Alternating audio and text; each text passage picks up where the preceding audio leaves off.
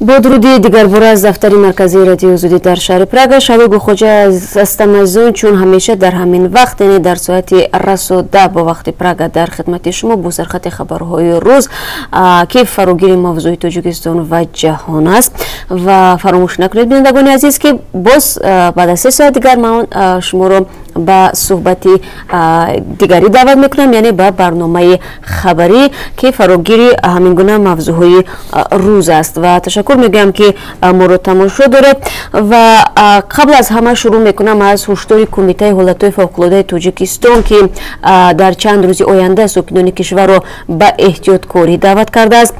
گفته می شود تا آخر هفته روان در تاجیکستان هوای نامساعد و سرباریش باقی میماند. در مناطق کوهی کشور باران شدت میگیرد، آمدن سیل و بالاروی سطح آبی رودخانه ها استثنا نیست.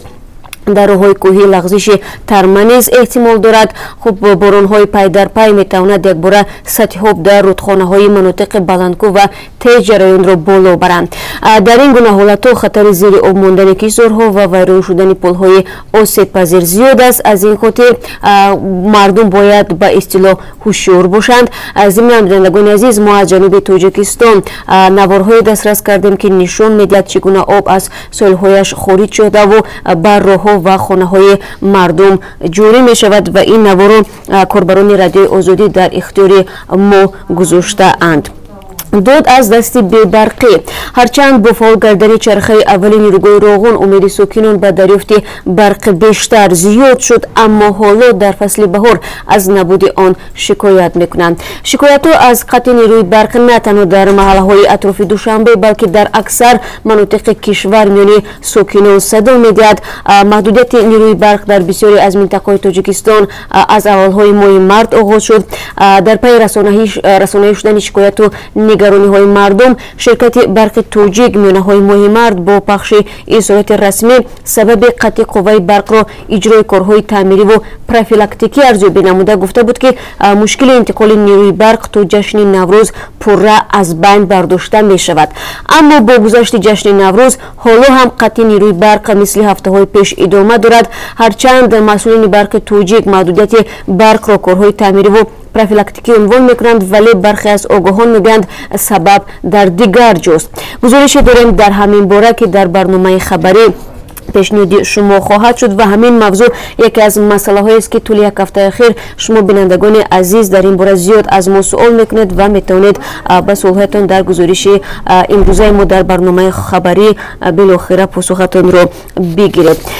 4 سال برای پراندن همخدمت سود حربی شهر دوشنبه حکم سربازی را که در مرگ همخدمتش الهام جان خدایبردیف گناهکار دانسته شد اعلان نمود. الهام جان خدایبردیف 1.5 سال قبل به صف ارتش تاجیکستان جلب شده و در یکی از قسم‌های حربی راغون خدمت میکرد و تا انجام خدمتش همگی نیم سال دیگر باقی مانده بود، ولی جسد سرباز 20 ساله نویه دیوشتی چه ولایت سوخت را روز 16 فوریه امسال به خانواده اش دادند. پیوندان آن زمان گفته بودند که تیر از میان 2 ابروی الهام جان خدایبردیف گذشته بود.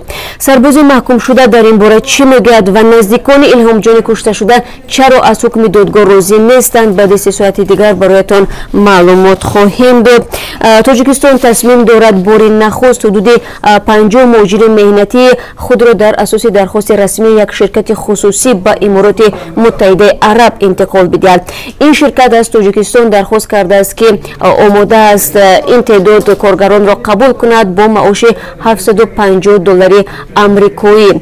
طوری همکاران ما میگویند الکی 150 داوطلب خود را نامنویس کردند. طلبات اصلی برای داوطلبان کار در امارات متحده عرب چی است؟ ما اگر فرصت شد امروز در یک گزارش برای شما خواهیم گفت، اگر نه پس در برنامه‌های بعدی حتما تفصیلات میدهیم. و من همین را یادآور میشم که تاجیکستان نیت دارد تا 3 ماه دیگر راه مهاجران را همین گونه به بازار کار قطر نیز باز نماید. این امکان پس از امضای سازشنامه بین تاجیکستان و قطر درباره تنظیم نیروی کاری فراهم شد که در ماه فوریه امسال بین وزیران مهنت دو کشور به امضا رسید و ما در این باره برای شما گزارش هم پخش کرده بودیم که به دنبال تعداد زیادی از مهاجرانی که در روسیه هستند از ما پرسیده بودند که چگونه آنها میتوانند به قطر راه یابند. замини буғчаро надиҳед. Як рӯз сокинон аз ҳукумати шаҳри Кулуб мехоҳанд ки ба доди онҳо расидагӣ шавад. Онҳо мегӯянд як бахши замине ки дар он ҷо 10 солаҳо боз бинои кӯдакистон амал мекунад ва кӯдакони чандин рӯсторо дар бар мегирад аз сӯи як сокин харидорӣ шудааст. Онҳо мегӯянд дар он замин агар манзил бунёд шавад кӯдакон ҳатто барои гаштугузор ва бозӣ ҷой нахоҳанд дошт. Ин мавзӯъ яке аз дигар масъалаҳоест ки бароятон дар як гузориш тақдим хоҳад шуд ва мо дар навиди бомдодӣ барои шумо гуфта будем ки эҳтимолан дар ҷаласаи ҳукуматӣ ки пушти дарҳои баста имрӯз ҷараён гирифт мавзӯи нарху навои интернет дар Тоҷикистон низ баррасӣ мешавад, аммо тавре то ин соат барои мо маълум шуд ҷаласа ба поён расидааст, вале дар хабарҳои расмӣ ҳеҷ хабар дар бораи нарху навои интернет нест ки то оё воқеан дар ин ҷаласа ин масъала баррасӣ шудааст ё не, вале ба ҳар сурат ҳар навгонае ки дар ин бора агар шуд мутмаин бошед ки мо ё имрӯз ё фардо ҳатман дар навиди бомдодӣ барои шумо хоҳем гуфт, чун мо ҳам ба мисли шумо ин мавзӯъро пайгирӣ дорем. Ва боз чанд мавзӯи дигаре ҳаст ки мо умедворем то барномаи хабарӣ ба дасти мо хоҳад расид, яъне то камтар аз 3 соат дигар ва мо ҳатман барои шумо онро мегӯем ва моро соати 1 бо вақти Праг тамошо кунед, соати 5 бо вақти Душанбе ва соати 3 бо вақти Москав. мо шуморо дар пахши мустақим дар ҳамин ҷо дар Озодӣ видео мунтазир мешавем ва агар хостед метавонед ба www.ozodi.org бироед ба вебсайти расмии мо ва дар он ҷо низ пахши мустақимро тамошо кунед. Ва бори дигар ёдовар мешавам бинандагони азиз ки шурӯъ аз рӯзи Душанбе мо ба вақти тобистона мегузарем ва барномаҳои хабарии мо ва суҳбату навиди бомдодӣ 1 соат пештар, манзурам Душанбеву Москав аст, барои шумо пешниҳод мешавад. ҳарчанд дар Прага вақти тақдими хабару суҳбатҳои мо тағйир намеёбад, вале тавре ҳам гуфтам дар Тоҷикистон ва Русия шумо онро метавонед барвақттар, яъне 1 соат қабл бубинед. Бо умеди ҳамкории бештар ман шуморо дар пахши мустақими барномаи хабарӣ мунтазирам.